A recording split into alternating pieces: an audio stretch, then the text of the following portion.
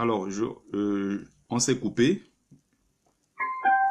Je vais permettre à Kemet Etame de finir son allocution. Il était en train de lever.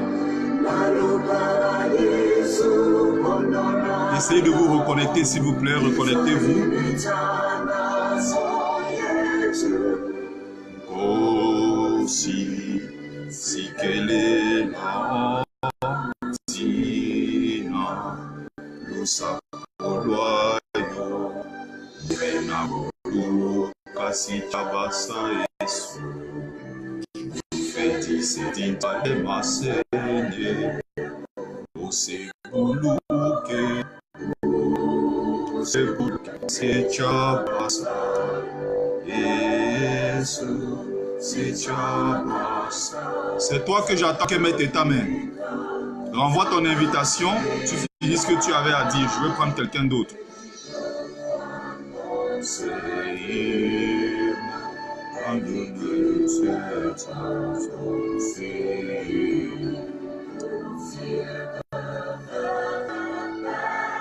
Kemet Etame.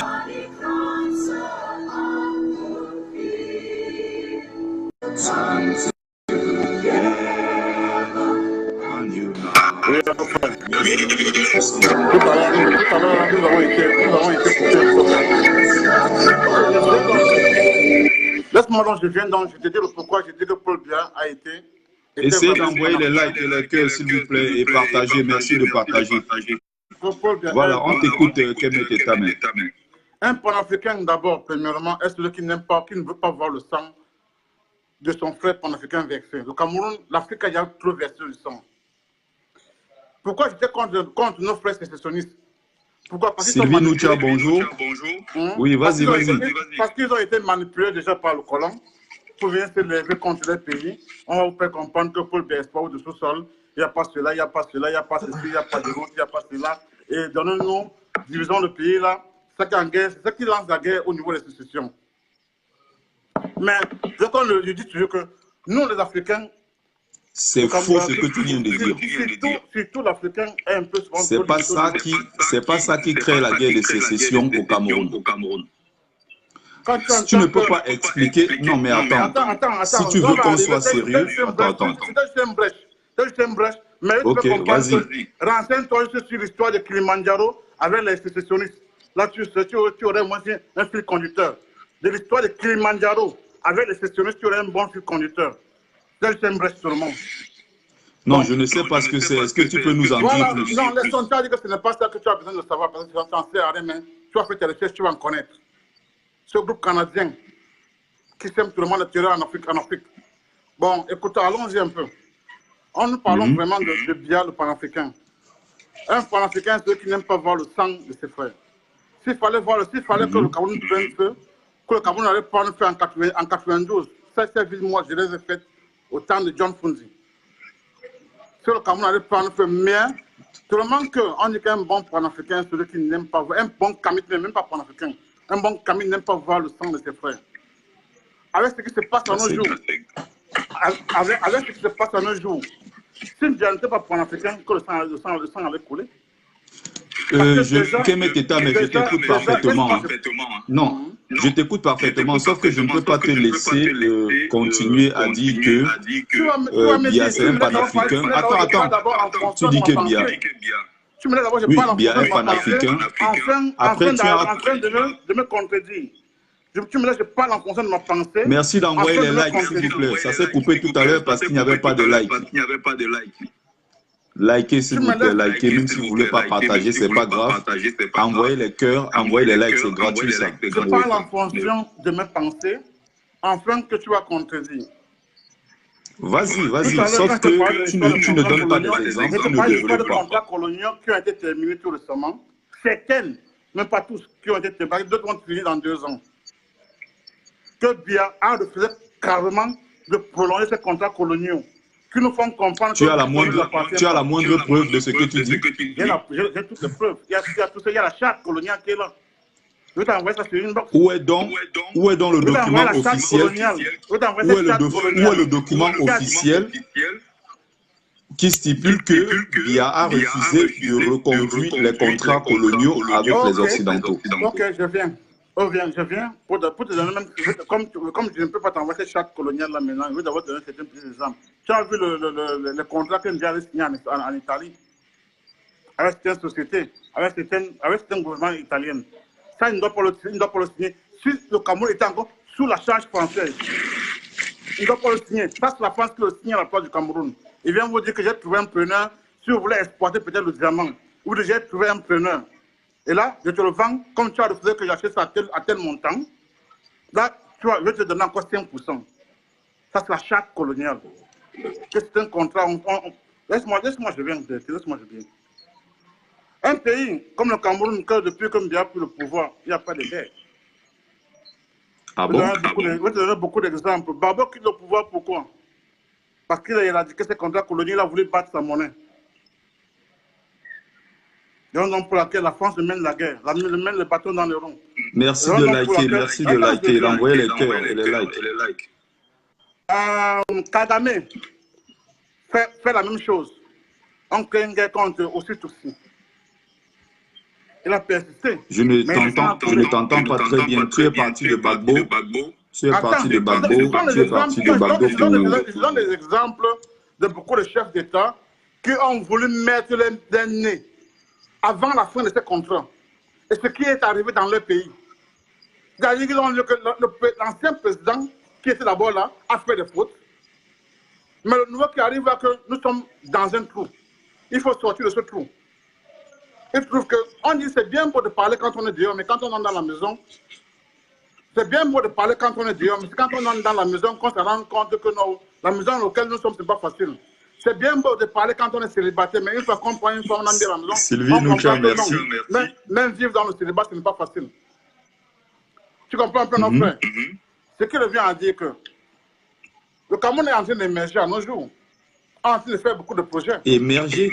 On est en train de faire, quand il dit émerger, ça veut dire qu'il est en train de sortir de terre. À nos jours, il y a beaucoup de projets que toi-même tu es sans ignorer, vu tes propres recherches.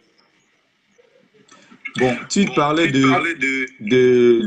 l'ancien président qui a fait l'erreur, n'est-ce pas, en signant certains contrats coloniaux. Ça, c'est la première fois que j'entends ce genre de choses. C'est même presque une insulte de dire que Biya est un panafricaniste. Il est panafricain et qu'il est kamite. Ça, je n'avais jamais entendu ça. Même si tu dis qu'il est kamite, c'est de dire qu'il est kamite parce que... Attends, et en plus tu dis ceci, attends. Tous les chefs du Cameroun l'ont tourné chef. Même dans ton village, on a tourné chef. Tu ne le sais pas. Avance, continue. Mais tu le connais dans pas. Mon village, on l'a couronné chef. Où est le rapport? Tu ne le sais pas. Tu crois qu'un chef corrompu de mon village, qui est dans la politique, est responsable, il parle en mon nom? Le chef, il est responsable de lui-même, il ne parle pas en mon nom. Donc, quand tu parles du chef de mon village, déjà, à Bamedjou, le chef, Jean Ramos Okundjou, n'a jamais fait allégeance à Biya. Quand on a tourné quelqu'un chef d'une communauté, toi, l'homme de la marde, tu vas dans tous les sens. Je ne suis pas en train de te comprendre. Il était question que tu me démontres que... Tu es un kamite, tu n'es pas un Josilab. Tu dois prôner ce qu'on appelle le respect vis-à-vis d'une communauté. Avance, Ce que j'attends jusqu'ici, c'est que tu me démontres que, entre-temps, Biya a sauvé le Cameroun en le retirant, n'est-ce pas, en ne renouvelant pas les contrats coloniaux. De deux, que tu nous démontres tout simplement que moi, je vais te démontrer que toutes les entreprises qui ont été laissées par Ahidjo ont été vendues par Biya, privatisées majoritairement.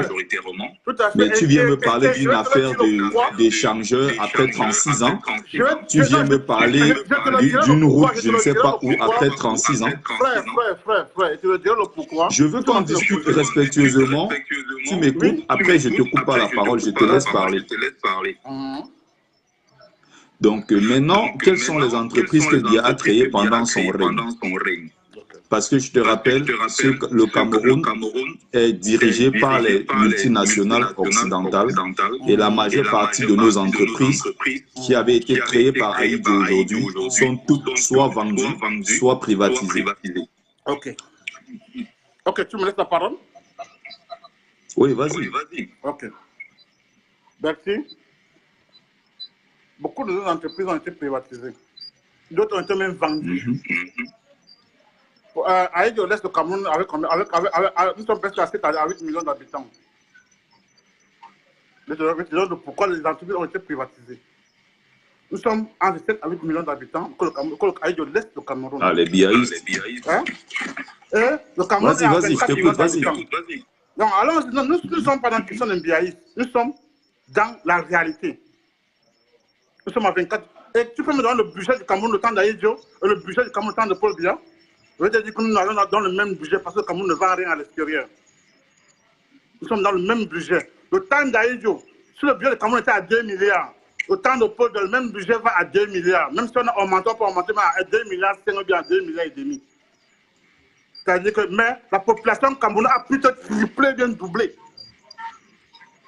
Ce qui revient à dire que ton enfant, tu es un père de famille, tu touches au salaire peut-être 30 000 francs le mois. Tu as un enfant, tu la sonnes chaque jour presque 700 francs, 2 000 francs. Après 35 ans, tu as 5 enfants. Tu as le même salaire de 30 000 francs. Tu te trouves en train de rationner maintenant 1 000 francs par jour. Tu penses que ces 5 enfants vont bien manger? Non. D'autres seront des voleurs. Quand je viens. Oui, je te laisse continuer. Continue, je t'écoute. Qu'est-ce qui amène dans la privatisation? Au temps d'Ahidjo, les fausses monnaies coulaient. Au temps de bien, les fausses monnaies ne coulent pas. Attends, non. Alors, je t'amène à réfléchir, mon frère. Tu as un cerveau, tu dois réfléchir. Tu dois tirer ce qui est bon et jeter ce qui est mauvais. Au temps d'Ahidjo, les fausses pièces coulaient. Juste pour faire croire à la population qu'il y a de l'argent. Mais il n'y a pas d'argent. Mais il arrive au pouvoir, il privatise tout.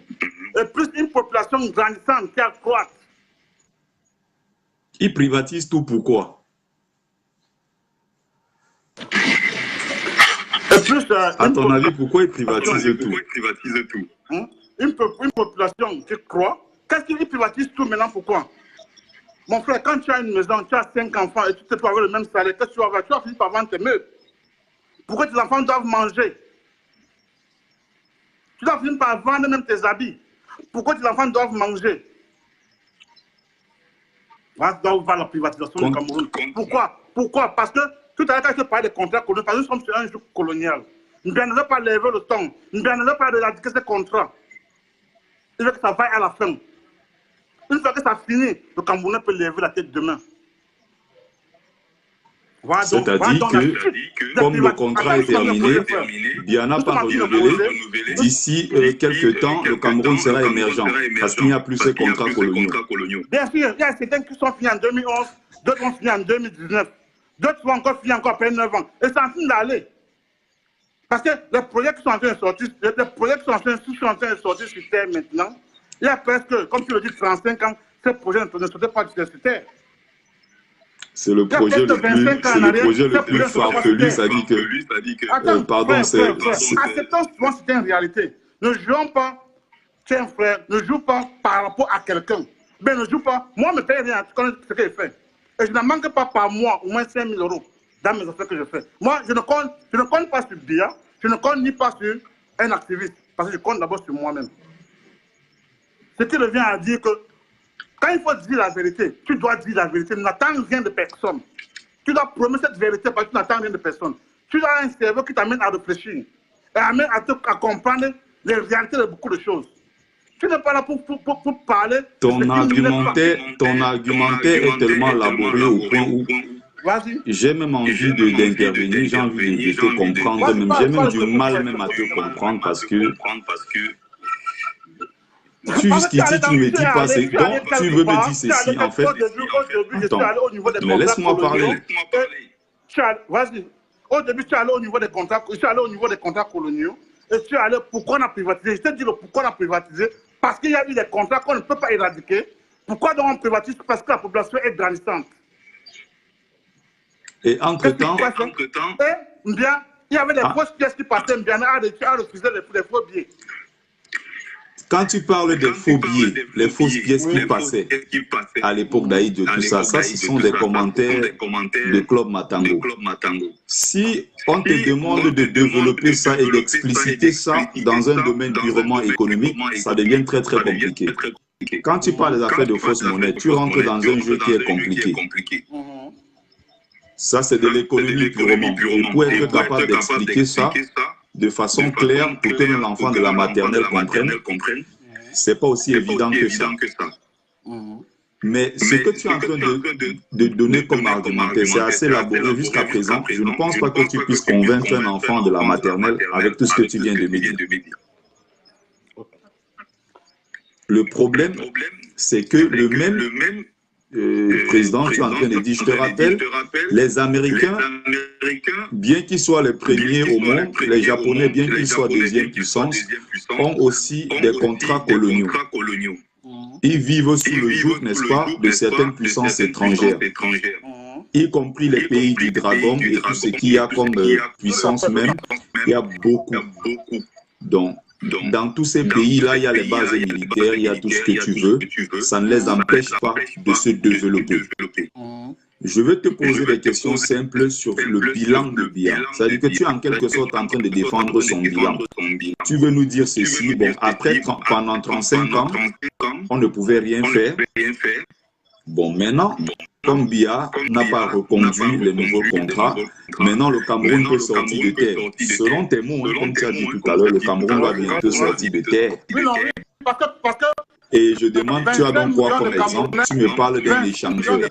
C'est-à-dire que je comprends pourquoi... 25 millions de Camerounais veulent travailler au gouvernement.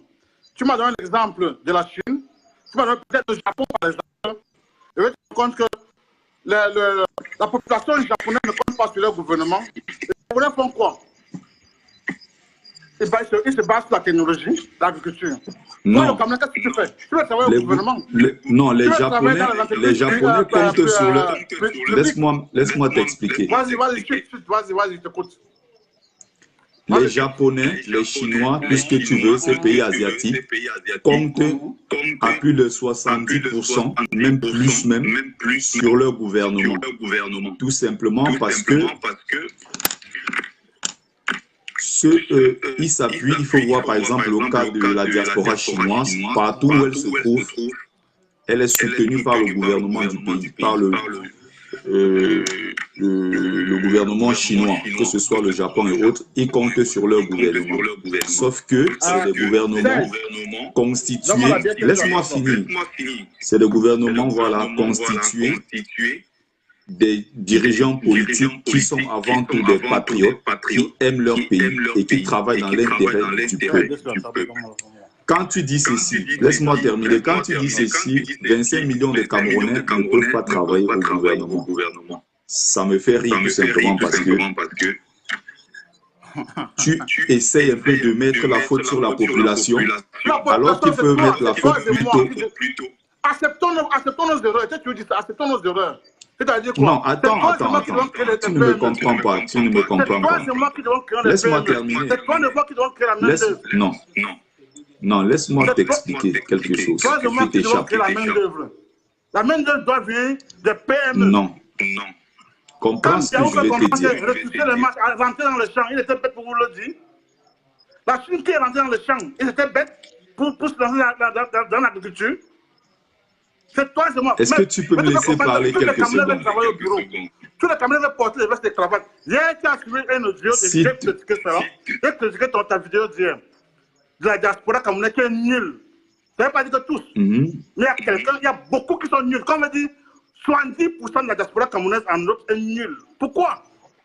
Parce que tous viennent mettre des vestes et cravates, veulent s'asseoir dans les cafés. Ils ne veulent pas faire des sales boulots.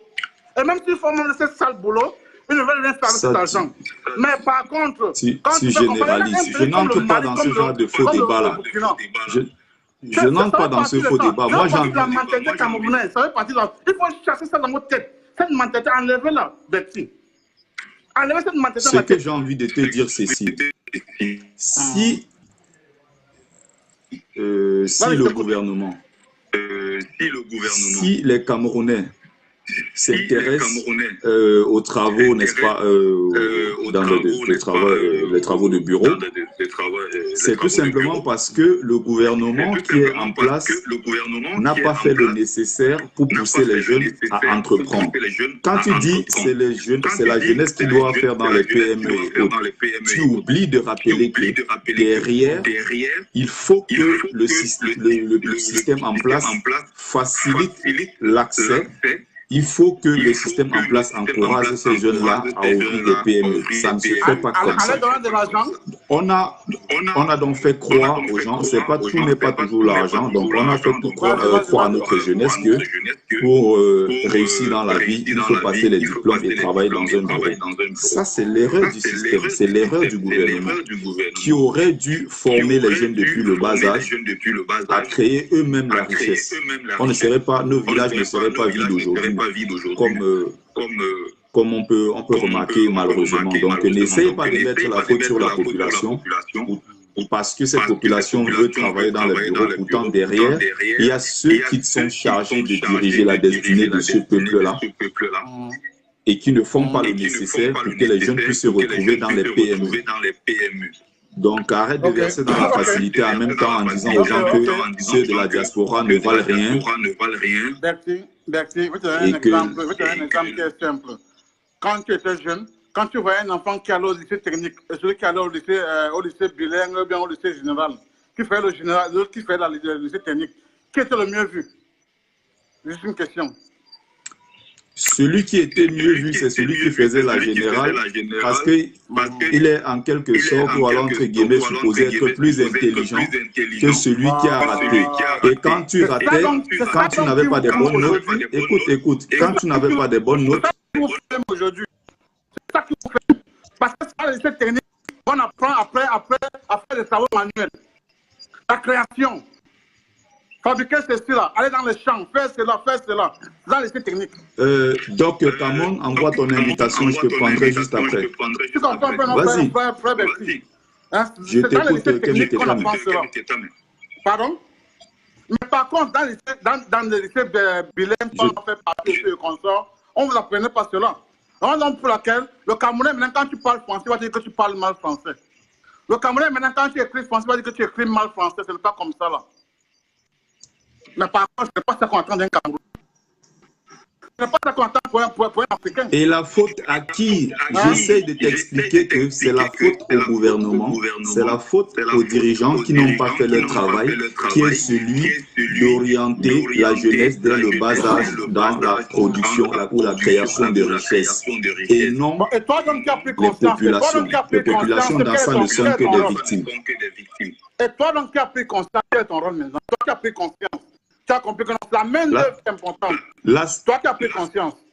C'est les envoyer encore dans le même chouki, dans le même flou. C'est les éveiller l'esprit, mon frère. Là, ça regarde. J'ai pris ma conscience. Qu'est-ce que je fais concrètement pour ça? Ça relève de ma vie personnelle. Moi, je n'ai pas cherché à savoir ce que tu fais pour gagner 5 000 € tous les mois. Donc, ok, on a fini avec le côté billard. Je vais te donner maintenant sur le côté pourquoi je suis contre Kamto. Tu me laisses me parler un peu. Bon, tu n'auras pas tout ce temps-là parce qu'on a tellement parlé. Il y a des gens derrière qui veulent intervenir. J'ai beaucoup de lignées, beaucoup de néfastes. Et j'ai compris que c'est un monsieur qui était que là juste pour semer le désordre au Cameroun. Et si tu as besoin que je ok, de toute façon, si tu as encore... En deux mots, je te le dirai en 2 mots. Oui, vas-y. Kamto prend pour modèle économique Alassane Dramane Ouattara. Qui est Alassane Dramane Ouattara? C'est le nouveau président de la Côte d'Ivoire. Quand tu arrives ici au Maroc, il perçoit de l'argent de l'ambassadeur du Maroc, de la Côte d'Ivoire ici. Qui a financé la campagne d'Alassane Dramane Ouattara? C'est la société auquel Kamto travaille. Vas-y, on en fait t'écouter. Oui, je t'écoute très bien. Qui est une société française, Eric. Et qui a apporté cette société? À qui a apporté cette société? C'est le monsieur qui a défendu Alassane Dramane Ouattara qui a envoyé Babo en prison.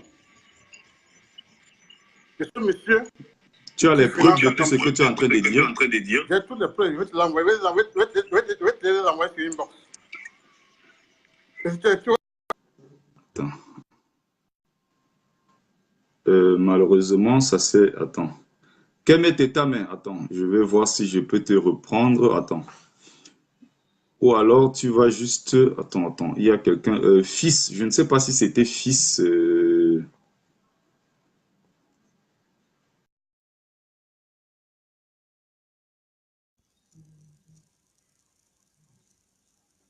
Attends, Kemet Teta me renvoie ton invitation. Attends, on va essayer de voir si on peut prendre quelqu'un d'autre en attendant. Nankin, ça ne passe pas. Alors, j'ai essayé, je ne sais pas pourquoi.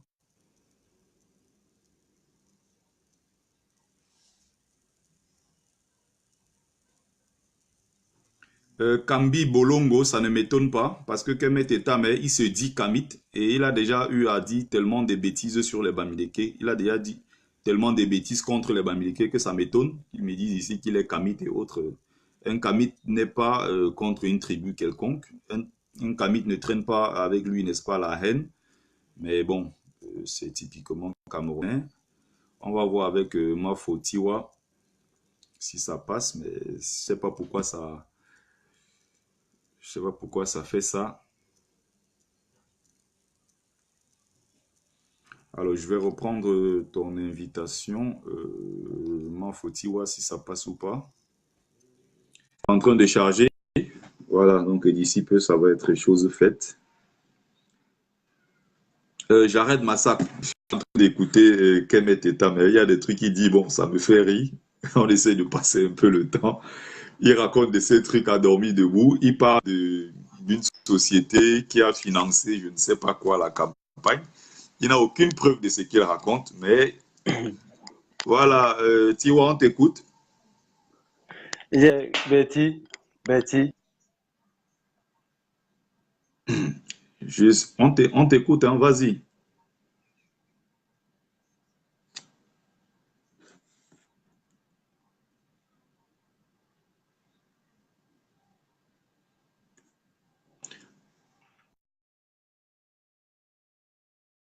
D'envoyer ton invitation. Si tu n'envoies pas, je ne sais pas comment tu feras pour passer. J'ai essayé avec Mafo Tiwa, la connexion dérange. J'espère qu'on n'aura pas le même souci avec toi. Je reviendrai avec Kemet Teta et Mafo Tiwa si possible. En attendant que la connexion se rétablisse, merci d'envoyer les likes et les... Je parle d'un cabinet d'avocats qui a financé un cabinet d'avocats. Il ne dit même pas aurait financé, mais il dit clairement un cabinet, je ne sais pas quoi, qui a financé. Fils, je ne sais pas, de fils, renvoie ton invitation, je n'arrive pas à te prendre. Voilà, je vais aller tout de suite.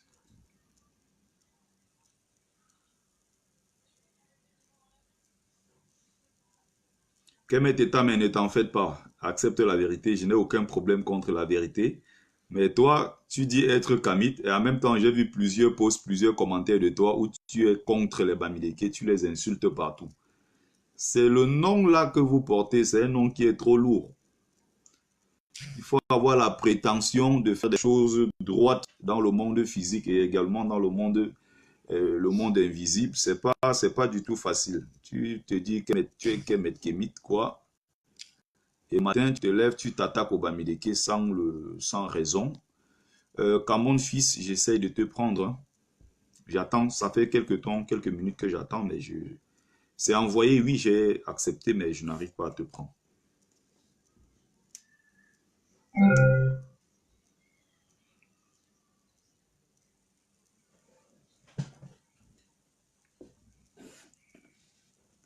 Donner le nom du cabinet Lysias ne suffit pas, Kemet.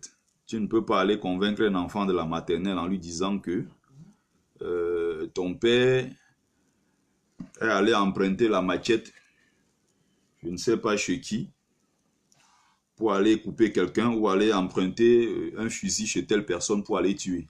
Il faut juste que tu sois capable de démontrer qu'effectivement, il a tué et que le fusil viendrait de telle personne. Il ne suffit pas de déclarer en disant, bon, ce que je dis c'est vrai, non, ou bien c'est faux, non. C'est des trucs des gamins, ça. Il ne faut pas fonctionner comme ça. Il faut bien que tu aies des preuves.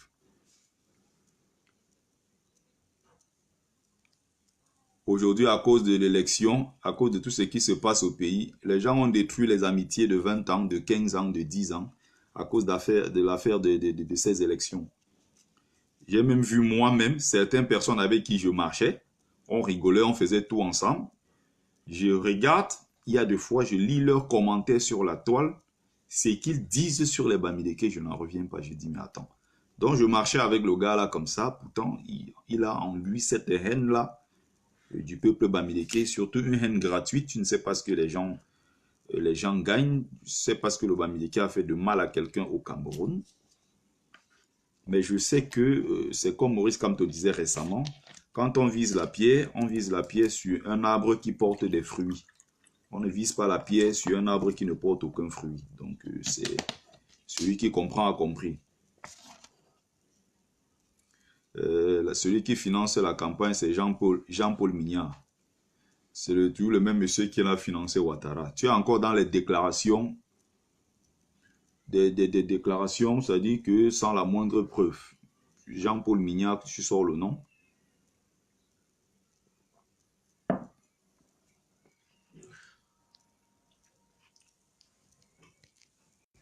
On n'est pas con, hein. On sait très bien que Kamto certainement est financé par quelqu'un et que tout ce qu'il est en train de faire, au point de refuser, n'est-ce pas, de prendre les 15 millions qui étaient alloués ici à tous les candidats, on sait que derrière, il y a forcément quelqu'un qui finance, même s'il y a aussi des financements participatifs dans le MRC. On n'est pas assez naïf pour croire que tout ce qu'il a fait, l'argent venait de ses propres poches. Dans tous les pays, ça se passe comme ça, et sauf que ta déclaration est vide de sens. Et venir dire que Ouattara a fait si, tu es parti de l'affaire Gbagbo, tu es revenu sur l'affaire de Kagame, tu as tellement bondi, tu es coq à l'âne, qu'il y a des trucs que j'ai du mal à comprendre. Si peut-être quelqu'un a compris mieux, bon.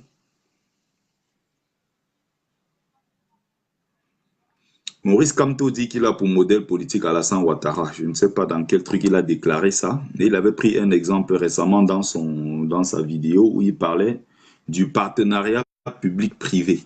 Et le partenariat public-privé se passe dans tous les pays du monde. En France où je suis, la majeure partie des aéroports de France sont gérés par les Chinois. Les tabacs et autres sont gérés par les Chinois. Les grosses entreprises qui sont en France, la majeure partie de ces pays-là. Je te prends l'exemple de la France. Hein. Donc, à plus forte raison, les pays d'Afrique qui sont des pays pauvres. Le partenariat public-privé existe partout.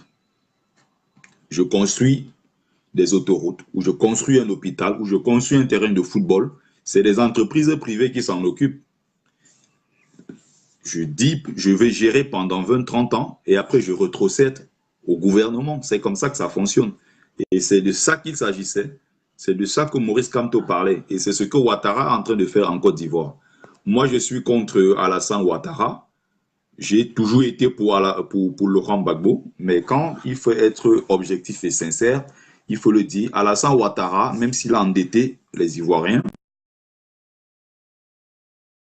magnifique en Côte d'Ivoire. Moi, je le reconnais. Le plus grand hôpital aujourd'hui, hôpital mère et enfant, en Afrique de l'Ouest, en Afrique francophone même d'ailleurs, dans tous ces pays-là, c'est la Côte d'Ivoire. Ils ont un hôpital de référence où toutes les mamans partent de partout dans le pays pour se rendre là-bas. Je crois que ça doit être à Djamé, quelque part à Abidjan, dans une banlieue. Les gens vont se soigner là-bas dans de très bonnes conditions. Et je précise bien, avec un plateau technique qui n'a rien à envier à l'Europe. Quand tu regardes le standing, tu regardes le plateau technique et tout ce qui est à l'intérieur, flambant neuf, rien à envier à l'Europe. Même les milliardaires viennent faire soigner leurs enfants et leurs femmes là-bas. C'est le travail de... J'essaye toujours de te prendre un fils. Je ne sais pas pourquoi ça ne marche pas. Alors je vais essayer une dernière fois. Donc, on a beau détester Ouattara. C'est ce que Ouattara fait en Côte d'Ivoire. C'est aussi simple que ça. Il crée des autoroutes. Ce sont des entreprises privées avec qui ils signent le partenariat qui créent, n'est-ce pas, ces autoroutes. Salut mon frère. Ouais, salut Betty. Tu m'entends? Oui, on t'entend parfaitement, vas-y. Je voulais juste te parler du gars là. Mais il vient d'où? Il vit où? Lui, il vit Donc au je dis, Maroc, il vit au ciel, lui. Il n'est même plus dans ce... C'est-à-dire il n'est même plus de ce monde, de toute façon. Il est non, dans un attends, autre monde. attends, il est au Cameroun. Si c'est tellement bon au Cameroun, pourquoi il n'est pas là? Il dit comment Biya, c'est un bon président. Biya, c'est un héros. C'est Attends, quelqu'un qui attends, travaille. attends, attends, attends un peu. Hier, dans une direct, j'ai vu une maman qui a parlé. La mère a dit que Mhm. tous les gens qui disent que tout va bien au Cameroun, n'est-ce pas? C'est parce qu'ils ont une petite maison, n'est-ce pas? Avec le barrage, et avec l'eau, Merci avec d'envoyer les l'électricité. likes, les cœurs et surtout partager. Ça, c'est important. Voilà, continuons, on Ils ont, t'écoute. Hein. ils ont l'électricité, ils ont même un generator, parce que moi je suis anglophone. Ils ont un generator de carburant, n'est-ce pas? Mais en face de lui, à côté de sa maison, à gauche et à droite, et en face de lui, quel genre de maison, n'est-ce pas, est devant sa maison? Mhm.